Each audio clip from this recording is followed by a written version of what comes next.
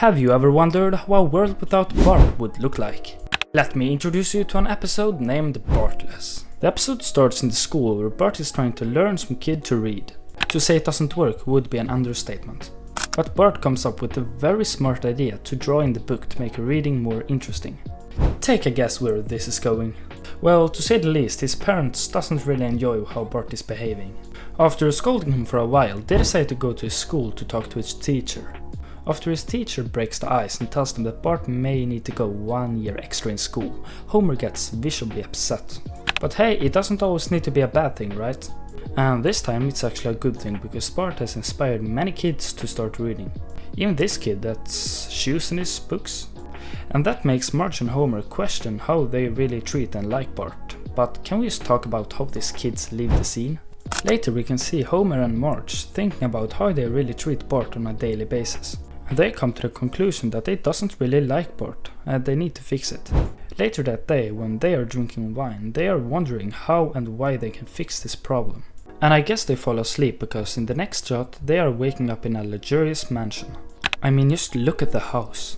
And just when they are having a perfect morning, we can see that Bart is gone from the family photo. Bart is non-existent in this timeline. Then we get an introduction to a life without Bart, where everything seems to be perfect. The house, the location, even the daily basis. They start dancing, they go on vacation, they are happy, everything seems perfect without Bart, which is kinda rude. Even Lisa wakes up to the perfect morning with her new Barbie doll, even throwing the blanket and it's landing perfect on the bed. Even Maggie is dancing her way out of the bed. Later it's time to leave for work and it's broken to us that Marge is actually the chief of medicine. At work everything seems to go as smoothly as it does at home. She talks to everyone perfectly and she even treats the pets perfectly. And what can I say, she even holds the stress monkey perfectly.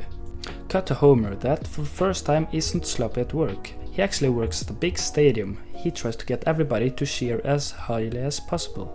His sweet dream is to come to that sweet 100% cheer. But sadly he has never managed to do that, but that's okay. Later it's cut to Homer at a pub. We all know Homer for getting drunk all the time, but this Homer never gets drunk. Even his friends tell them that they have never seen Homer drunk, ever. This isn't really the Homer we know and love, something is very off.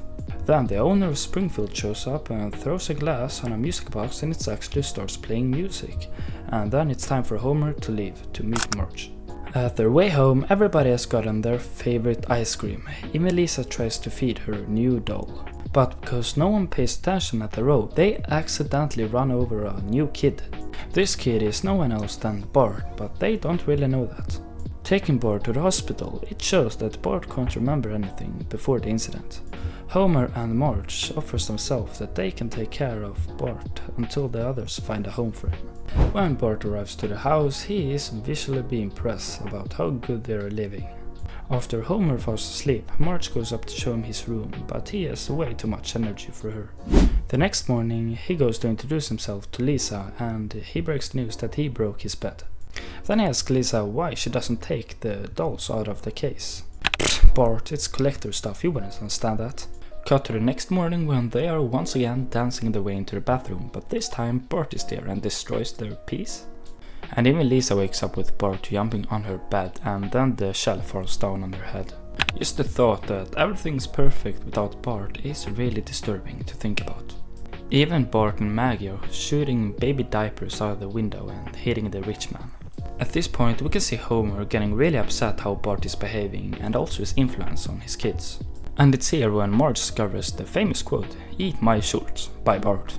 Then Bart goes out to play some pickle tennis and at this point he's really scaring Marge and Homer by shooting a pickle at the window. At Homer's big stadium, Bart needed to follow him to work because who wants to leave Bart alone at home? And Bart thinks this is really interesting and really cool, but Homer doesn't really like how Bart is behaving. He has way too much energy for this job. And I mean, Homer is all civilized in this timeline, so yeah, that could be the reason. But then, from nowhere, Bart cracks the 100% sheer meter by doing some sexual jokes. And ever since that day, or that time, Homer and Bart becomes very good friends in this timeline. Cut to Marge, who's having a very frustrating day at work. I mean, she can't even take the block from her friend. After coming into the workers' room, she can see that everything is out of control, and what does she decide to do? She uses the iconic line from Bart, "Eat my shorts." Like it, you can eat my shorts! Damn, Bart may have a good influence after all. Then cut to home where Bart is removing Lisa from her nerdy activities and making her watch this questionable cartoon when a mouse removes a cat's brain and stuff. Yeah, you know that sounds a rip off Tom and Jerry, but they actually enjoy it very much, and it's the first time that Homer and Marge see Lisa laugh genuinely. And to cut to the next day where Lisa has finally removed her dolls from the package. Finally, that took her time, but everything seems to be perfect. Bart's influence on the family seems to have gone perfectly. They were perfect, but now they are not so perfect, a little corrupt by violence, but it's okay because they think this is a good add-on on the family. Later that day, the police comes down and knocks down their door, but was that really necessary? It's okay, he tells them that it's the thing he does to everyone. Little weird, but okay. But he's here to tell them that they need to take Bart away because he has found a place for him to stay at a nuclear power plant under a bridge. Damn, what a corrupt cop to say the least. But because Bart's good influence on the family, they actually want him to stay, but the police needs to force take him away, and then after he drives away Bart in his police car, we can see Marge and Homer running him after, and really wanting Bart back. After waking up in the bed at home, they go to see Bart and tell him how much they really like him, and how much the dream actually made them realize that they like Bart. Wait, what do you mean you just realized? And that was the end of the episode. If you like it, please like, subscribe. I really did enjoy it, and to see a world without Bart is scary but pretty cool at sometimes. But if you liked the video, as I said, please like, subscribe, because this takes a lot of time sometimes.